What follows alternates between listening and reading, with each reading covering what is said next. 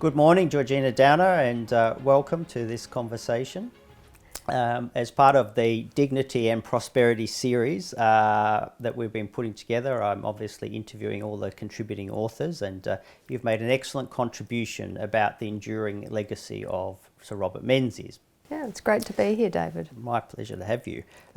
So I guess the big question that people always ask, and I've been asked this about the book, is you look back, and I say, well, we look back to some of the legends, the titans, for inspiration. So why do you think Menzies was such a formidable political figure who left such an enduring mark on Australian politics and liberalism? Well, I think one of the key characteristics of Menzies, and it is, I think, the same for all great political leaders, was an incredible resilience. And you see that through his career where he has setbacks, even from an extremely young age. You know, he's going for scholarships for Melbourne Uni. He doesn't get the first couple. He then gets it. He keeps striving and striving through state politics and then into federal politics. And I think the biggest setback for him was, of course, going to the Prime Ministership in 1939 and then having to resign in 41, Yes. and really being in the political wilderness, thinking about leaving the Parliament, going back to the bar. There was rumours he might go to London and serve there. But he didn't. He doubled down and believed in his values, and he stuck with it. And of course, you know, the rest is history. I think the other thing too is he learnt from his mistakes, and that is something that you see again throughout his career. So he's criticised when he's first Prime Minister for sounding a little bit haughty, speaking to people like a barrister rather than a man of the people. And he reflects on these criticisms, that he needs to be more in touch with his colleagues, that he needs to have a more engaging speaking style, that he needs to be much more relatable. I mean, that's a term we'd use today. It wouldn't have been used back in the 40s. But learning throughout his entire career, self-correcting, reflecting. That said, he certainly had an enormous amount of self-confidence. So I wouldn't say he was ever doubting himself. In fact, quite the opposite. I think he wasn't someone who got distracted by petty criticisms. He sort of knew what his beliefs were, and he stood very firm in a course over his career, delivering on the values that he was advocating for. And finally, I would say, with Menzies, you knew where you stood. And the people who voted for him knew where he stood. He didn't waver. He didn't say one thing and then do another. He stood for a clear set of values, which he articulated better and better throughout his career. And whether you agreed with him or not, you knew what you got when you voted for Menzies. Sure. And when I interviewed John Howard for the series, I started with the question, which picks up on what you've said, about how did you endure all the downs in particular? Because like Menzies, Howard had some pretty dark times. Absolutely. And he said, my wife and family and my values. I just believed that they were the right thing to fight for and stand up for. Do you think that's what Robert Menzies would say if I was interviewing him today, that's what saw him through not just the good, but the bad as well? Yeah, well, and of course, I don't want to be so bold as to assume to know exactly what Menzies thought. But from my conversations with Heather Henderson, Sir Robert's daughter, and people who knew him and people who are great students of Robert Menzies, I would say that family really sustained him. He had a wonderful wife in Dame Patty, and they had a very strong partnership. And he was particularly close to Heather, and you can see that in the letters that she's shared that he wrote to her. So I think family for him was essential, grounding, and he was very close to his parents too, particularly his mother, Kate, and like John Howard, that incredible belief in a set of values. And this didn't come just from deciding one day, oh yeah, no, I believe in the individual. This was from years and years of reading and reflection. So he was a passionate reader and scholar. So from a very young age, he was at the Mechanics Institute in Japan reading whatever books he could get his hands on. A lot of times it was the Bible. But he really believed in the transformative power of education for himself, but also for others. And he would read widely from philosophers, from poets, great literature, really, really bawdy literature. He was sort of a little bit democratic, I think, in his choice, but understanding and thinking through ideas. And I think with that, by the time you get to the early 1940s, he's got a pretty clear vision of what side of the philosophy of life he falls on, and it's informed by his religious upbringing too. I wouldn't say he's a hugely spiritual person, but he's definitely a culturally religious person with Presbyterian links, so very much that sort of hard work ethic, faith in education, that it is going to lift you out of whatever conditions you might find yourself in and be able to forge a much better path in life, a faith in family, that is really the cornerstone of life, and a real commitment to doing what you can for the broader community and society in your nation. And he brings a lot of the influences from that Presbyterian background, from the Scottish Enlightenment. You see a lot of his thinking coming out of British liberal thinkers. And that distillation, of course, comes out in his brand of Australian liberalism, which wasn't just something Menzies had thought up either. It was something that really had its roots in our colonial days, when you had people taking a punt, coming to Australia in the 19th century, not wanting an aristocracy, a class-based society, wanting a very egalitarian society, not calling themselves conservatives, they called themselves liberals because they were proud to be liberals. And Menzies was part of that tradition. And in many ways, Menzies talked about the greatest challenge for liberalism is to fight socialism. Yes. And obviously he was in the coalface of those battles, both in the 30s, when we saw the various isms, socialism, communism, fascism, all of the authoritarian illiberal streams seemed to be taking over the world. And then after the Second World War, he, unlike in other countries, he stood fast against the expansion of a mass state of socialism, like we saw in Britain after the war, like we saw even in the United States in a later period. And I just wonder, what is his greatest legacy of achievements in fighting socialism in that period that are still relevant to today? Oh, I mean, I think there are so many, but we'll narrow it down to greatest. I think, from my perspective, and Menzies certainly thought this himself, was what he did for education in Australia. He was, as I said before, he was passionate about the transformative power of education, and he believed that educating the population was a way to really nourish our democracy, because it created a population who were critical thinkers, independent thinkers, and would eschew the sort of overarching power of the state by being educated and being able to think through the issues themselves. So in the second Menzies government from 49 to 66, you see a doubling of the number of universities in Australia, a tripling of the number of university students in Australia through Commonwealth scholarships.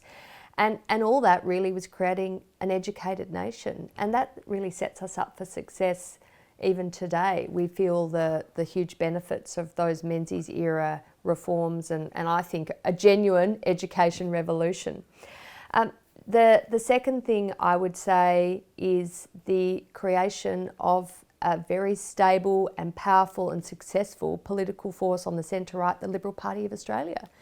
He creates this with others in 1944 and it's still going strong. Yes, now the most predecessors, successful party since then. That's right, the most successful political party in Australian history. And the predecessors of the Liberal Party came and went, right? United Australia Party, the Nationalists, Liberal Fusion, the Liberals. These were parties that were quite ephemeral on reflection, And Menzies was able to create something with others that stuck and delivered on the vision of the centre-right in Australia, that the individual is elevated against the state, that we have a country based on free enterprise, on fundamental freedoms, on the sense of a strong family as being the best social welfare you ever get, on a very positive sense of national pride. All those things were carved into the early Liberal Party and still stay true to this day. And the final thing I would say is the ANZUS alliance with the United States and, of course, Yes, New Zealand.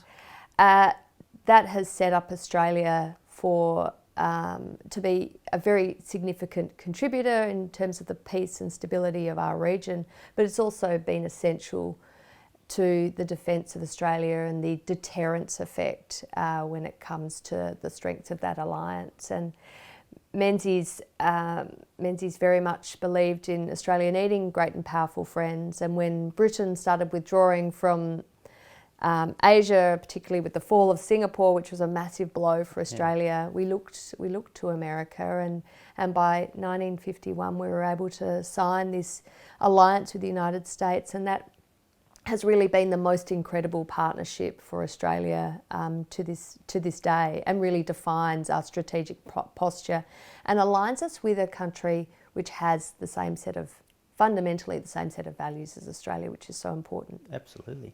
So in your chapter in the book, you pick up on some of Menzies' themes. You talk about education, the family unit, and you talk about home's material, home's human, home's spiritual. Yeah. And I wonder if you'd like to take that learning and tell us about today. Sure. Those challenges seem to me still to exist. Education, if anything, is failing more now than ever before.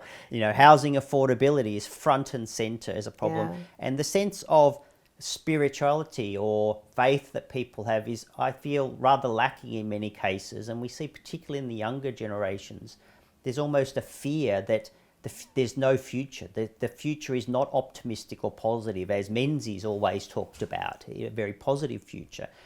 So would you like to just perhaps elaborate on the current equivalents of the home's material, home's human, home's spiritual, and what you think current day Liberals should be taking as lessons to learn and bringing them into modern times?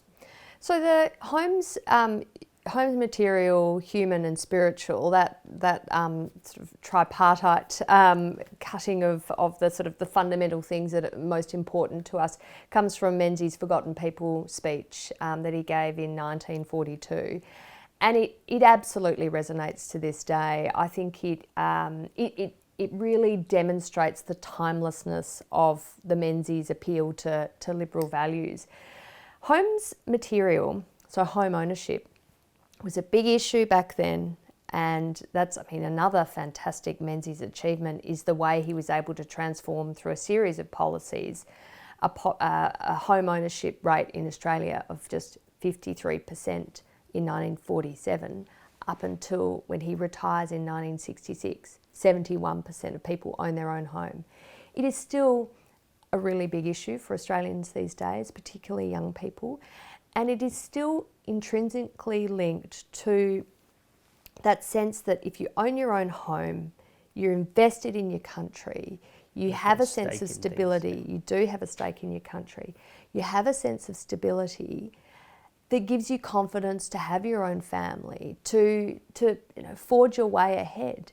If you are renting in some sort of have a sense of instability, does that give you the faith to settle down and have a family and invest in your country and your way of life? I think it gives you a real sense of insecurity, and that's one of the reasons why I think young people feel like, I can't afford a house, I might defer getting married and settling down, I might defer having children, and I'll live a kind of a life in limbo, which I don't think is good for anyone, let alone the individuals concerned. So home ownership home's material is still a massive issue to this day.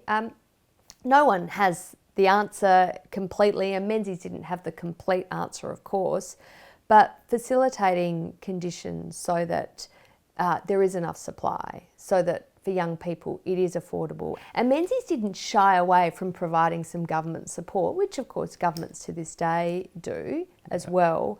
But I do think the supply issue is unsolved, and that's where I think, if you use a Menzies lens and a Menzies model, you would be forcing the supply issue a lot harder than we're seeing in the current day. In terms of homes spiritual, that really refers to education. And I would say, some people say, well, would Menzies be happy with the way universities are functioning these days? And, he created or facilitated the conditions for the creation of so many universities in Australia. Was that not, doing himself a disservice? Well, no, but also I do think for educational institutions, focusing on educating Australian students as a number one priority must be front and centre of thinking. Sure. And in funding, it must be front and centre. Of course, there's great benefits as an export industry educating international students, but come on, these universities are Australian universities. They should be there to educate Australian students, and not just educate them, pump them out. And this, I think, is something where I would part company with some previous Liberal governments, where there's been a sense that you have to be job ready, do a degree so you can get a job right at the end of it. There has to be a clear correlation, and we're not interested in those courses where you might just end up then having to do another degree at the end or doing a job that's unrelated to what you've just studied. There's actually a massive benefit in spending time at university learning, debating, discussing in an environment where ideas are difficult, ideas are dangerous, and you don't have a sense of fear of expressing your view. So I think, once again, we need to get back to what's the purpose of home spiritual here, of education. It's about creating a population that is able to think freely and critically and be nourished by education to make our democracy as strong as possible. I mean, finally, home's human. That's still important. Your family is still important. And policies that are unabashedly pro-family should be, I think, the clear priority for Liberals. Whatever the colour or shape of your family, I don't think we should be dictating to people what it looks like particularly. People come together, form partnerships, relationships, and have children. Policies that support that and support the raising of children and people raising children in happy and healthy homes are policies that I think you've got to prioritise. So, we should as Liberals be the party that supports parents to afford childcare, parents to stay at home if they wish, but leaving that to the other side of politics. Those sort of policies are the domain of the left. That is, I think it's an abrogation of our duty to home's human. And Menzies himself, after he left office, at one stage became rather disillusioned with some of his successors. Felt that they rather disappointed and let him down and the party down. Yeah. And I think many people felt similarly after John Howard left office, and even though we ended up with 3 prime ministers in over 9 years, there's again a sense amongst many Liberals that, well, what did we do? What was the point of being in government? Did they really achieve much? And even when I interviewed Tony Abbott, he admitted that that period was perhaps not very good, and in fact even worse than the Fraser period, which itself was worse than the Howard period and worse than the Menzies period. So it wasn't exactly a stellar time in office. So from your perspective, having studied for a long period of time and also been active, what do you think are the lessons that we learn and should be learning to try to make sure that the next Liberal government we have is of the mould of Howard and Menzies and not of Fraser or Abbott, Turnbull, Morrison? Well, just as a general point, I'd say that political instability is part of Australia's history. Just recently, we launched a biographical monograph on Joseph Cook, who was Australia's 6th Prime Minister. And he was the 6th Prime Minister in 1913. We'd only been a federation since 1901, yes. So we'd been it was a pretty quite revolving door prime ministership, yeah. That's true. So going through a lot of prime ministers in quick succession isn't necessarily unusual in Australian history. What was unusual, of course, was the stability of the Menzies years. From 49 to 66, you had the same prime minister, and then, of course, from 49 to 72, you had the same political party in power, the Liberal Party. So, in terms of stability, it was an incredible period of stability. And then, of course, the Howard years, for 11 and a half years, you had the same Prime Minister and same party in charge. What's the secret sauce there? Well, none of the elections that Menzies and Howard fought were easy. No election is. That's very true. People look back and think so now, but they were not easy to win. They almost lost.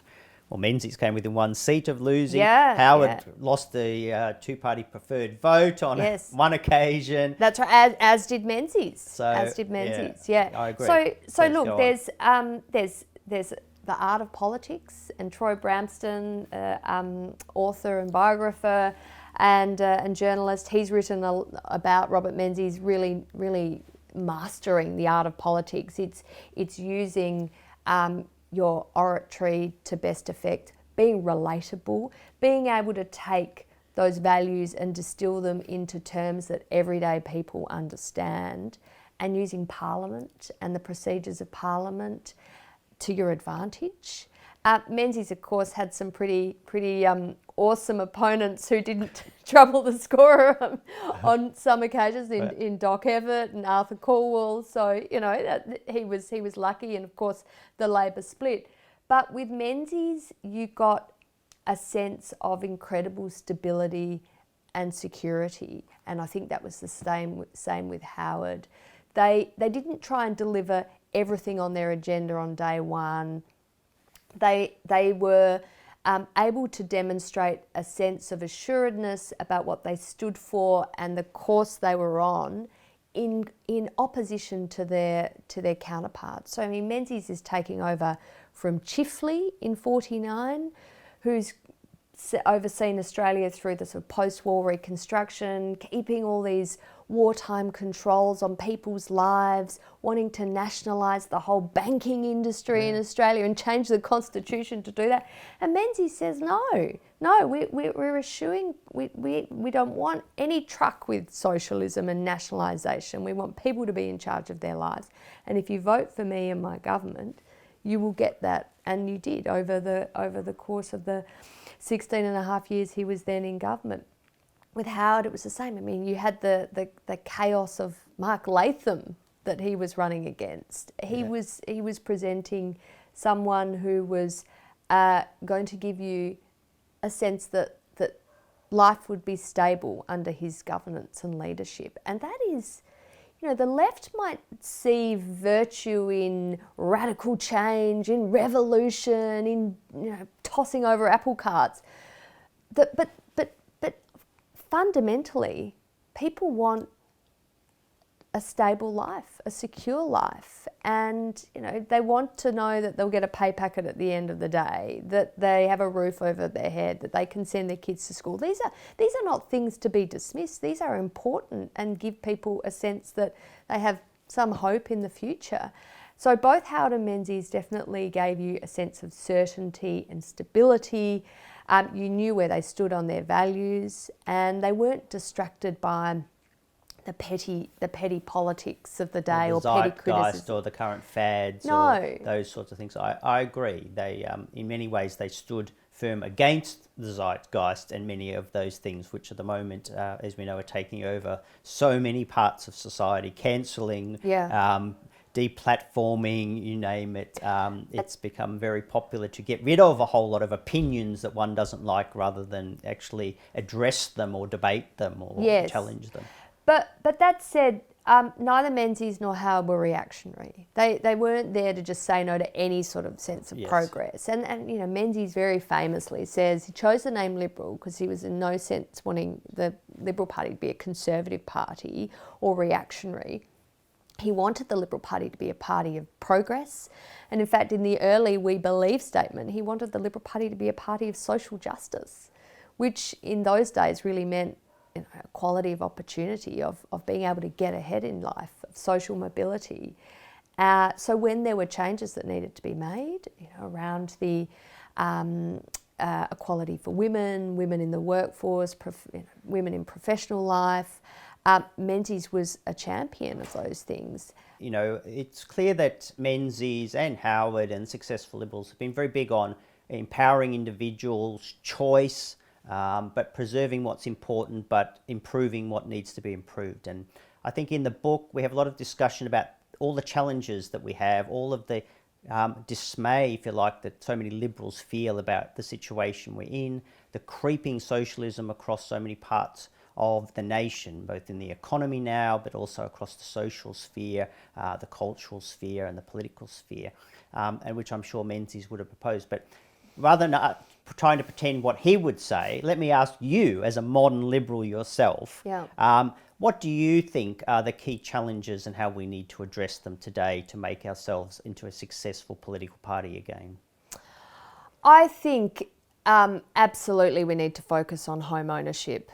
We were the party of home ownership, and we should be the party of home ownership. That's just essential to the future for young people. And I think if you are serious about the future of Australia, you have to be serious about young people. So focusing on policies that support the young people in our community, even if they don't vote for you, so what? You've still got to believe in your future and create conditions that support our future. I think something that we need to be really strong on is being proud of the Australian story and our Australian identity and our place in the world. I think there has been way too much Australia bashing of late. We need to have our own reconciliation of how we explain our history, the difficult things, but also the really great things that have happened, and how that's all part of the Australian story, and reflect on the fact that we are a destination of choice for so many people around the world. We are a destination of choice for a place to come and live because we have so many things we can be proud of. And that sense of national pride shouldn't be a sense of shame. We shouldn't be ashamed of being proud of Australia and all the things that are great about it. And I think in this year, when we are going to be faced with a question to change our constitution, to create a special body that will just be for one part of the country and not the population and not the whole population, I think we again need to be very careful as Liberals about what that says about a country that was founded on egalitarianism, on equality. Yes, and that is absolutely. That is, unfortunately, I think if that change gets up, that is a recipe for more division, and we should be focused on things that bring us together, not divide us. So as Liberals, I think that is incredibly important to reflect on national pride. And I would say, don't be embarrassed about our values. Allowing private enterprise to flourish, and I'm not saying sectional interest should flourish, I'm saying private enterprise, small business, that's fundamental to Liberal values, and we've got to have policies that support that. And this is something that Menzies identified early on as some of the failings of predecessor parties, was being seen as too beholden to certain sectional interests, and that is absolutely to be avoided, and we must be once again focused on how do we support small businesses, the everyday people who are trying to get ahead in life. And it's been an incredibly difficult time with COVID and lockdowns and shutting businesses down. It's particularly hardly felt by small businesses. And I think getting back to our core values and making sure that our policies are policies that support those people, the middle class, the forgotten people, is something we've got to reflect on for the future. All right, thank you very much for your time, Georgina. Very much appreciated joining me in conversation. Thank you. Thanks so much, David. Bye.